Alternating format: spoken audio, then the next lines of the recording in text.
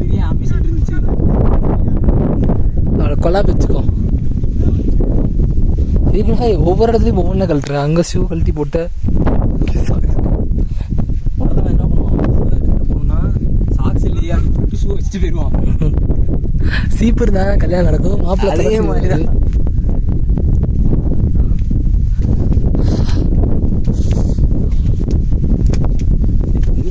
அதே தான் இங்கே இப்போ ஒரு பாட்டில் தண்ணி மட்டும் இருந்ததுன்னு வைங்களேன் கைஸ். இது கிங்காங் படத்தில் வர மாதிரி இப்போ அது கிங்காங் ஒன்று கூட யார் யார் பார்த்துருக்கீங்கன்னு தெரியல, ஞாபகம் இருக்கும்னு நினைக்கிறேன். ஒரு அந்த படத்தோட ஹீரோயின் வந்து அந்த கிங்காங் கிட்ட மாட்டிக்கிட்டு தப்பிக்க போகும்போது இந்த மாதிரி சின்ன சின்ன இடங்கள் எல்லாம் வருவாங்க. அந்த மாதிரி இடங்கள் மாதிரி இருக்குது. இந்த மாயன் குகைகள்னு சொல்லி கேள்விப்பட்டிருக்கீங்க.